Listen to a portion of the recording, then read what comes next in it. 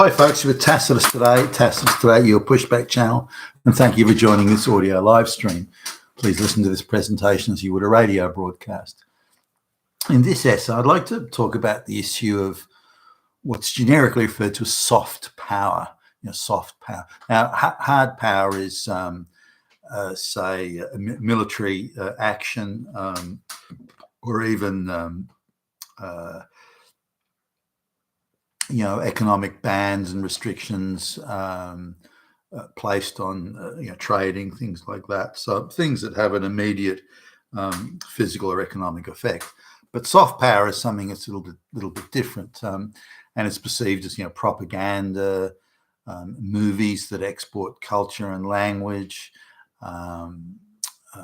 literature, drama, things that sort of have indirect emotional influence on people, and the arts and media are considered to be, again, entertainment, soft power. So now there's recently been an issue that I think many of you have heard of, which is they want to eradicate, emasculate, and subvert the place William Shakespeare, the famous English playwright, has in the Western canon of thought and the Western, overall Western image. And this is something that a soft power is being revisited and looked at by the globalists and their flunkies and stooges. And what are they doing with Shakespeare? So I read a couple of supposed academic articles by supposed academic experts. Now, these are affirmative action, Western hating minorities who want to say, well, Shakespeare is really the epitome and representation of white supremacy. Well, hold on a minute. What do you mean white supremacy? Well, he's considered to be one of the greatest playwrights in the world. Certainly in the English language, and therefore he represents accomplishment and prestige for white people and white males in particular, and that's bad. We have to stop that. There can be no icons of accomplishment and achievement for white men, particularly white men, anywhere in the world. We have to stop it. We have to subvert it. We have to emasculate it. We have to downplay it. We have to disparage it. We've got to do whatever we can to effectively hide the accomplishments of any and all white people. And because all these people of high accomplishment, meritorious accomplishment, they are, in soft power terms, white supremacists. Now wow, excuse me. No, I'd be prepared to listen to it if this sort of analysis was conducted by people of the first intellectual respectability, but we're not here. We're talking minorities, affirmative action minorities who've been gifted, bullshit degrees in literature, and then they've been specially and carefully selected to write papers disparaging Shakespeare or any white person, and then that's used as justification for, in this case, decolonizing Shakespeare in the hometown of Stratford on Avon in England. Now, I'm not just to sort of full disclosure here, I'm actually not into plays and stuff like that. So where Shakespeare was part of the curriculum when I was a kid at school, and I assume it still is, I don't know. I wasn't really into it. I didn't like, when the class was involved in reading Shakespeare, I'm just not into plays, no matter who writes them, Shakespeare or someone else. Now, is Shakespeare, an accomplished playwright? Well, of course he is. There's no question of that. If you apply a strict rigorous meritorious standard, is Shakespeare still a great playwright? Well, yes. No, I'm prepared to concede that, even though I'm not into plays. So on a strictly meritorious, sort of impartial evaluation standard, Shakespeare still stands up and still holds up as being a highly accomplished playwright. So I've got no problem with that remaining.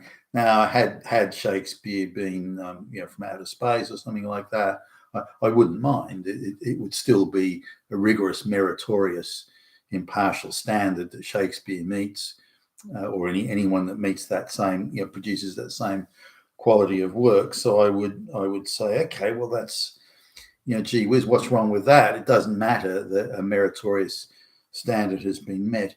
But this is not what soft power is about. We must stop or remove this idea that white men are the most accomplished, highest achieving people in the world, which they are. So we have to remove that. We have to stop that. We've got to subvert it. And so we have to look at any white person that represents achievement and accomplishment, be it Shakespeare or anyone else. And Shakespeare is fairly iconic, so someone to go for. And again, in America, it could be, well, let's get rid of George Washington or James Madison or Abraham Lincoln or other figures, or even literary figures in amongst the classics in the United States. J. Fenimore Cooper or something like any of the writers, the Last of the Mohicans writer. So this idea of soft power which used to be cultural power, as in projected from a particular culture. They've slightly modified this to use it to go after white people and to destroy white society. Because any iconic white person, be it Shakespeare or anyone else, gives the white people confidence. It's a rallying point around which they can go, well, look what we did. Look what the white race did. Look what white people accomplished. And this is what has to be dismantled. And again, vast resources, taxpayer money are being used to do it. Now, the problem here is they're attempting to, in this case, Shakespeare, but they're attempting to subvert and eradicate people that have achieved these things on a strictly meritorious way. Whether it be science, whether it be literature or whatever it is, it doesn't matter. They're going after any white or iconic white person and attempting to again dismantle anything around them that would suggest or imply accomplishment and achievement, merit and capability and so on. So their notoriety, which gives them the iconic status, it's that they're going after. If they're the white person, the high achieving white person no one ever knows, then they don't care. It's only if you achieve iconic status.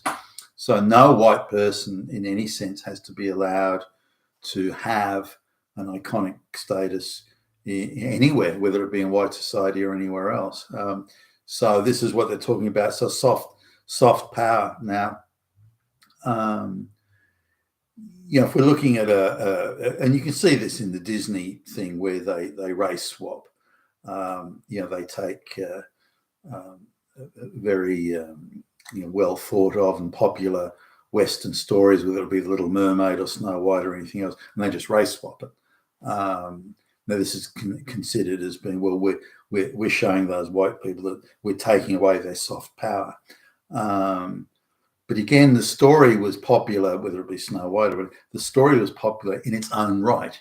It was the people wanted to read it, they wanted to see it. It was popular.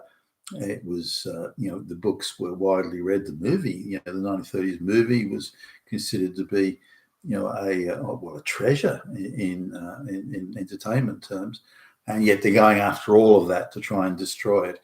And this Shakespeare thing is just part of that. But what I hadn't quite understood was how the globalists are looking at all white accomplishment as being projections of soft power for white people or of white people.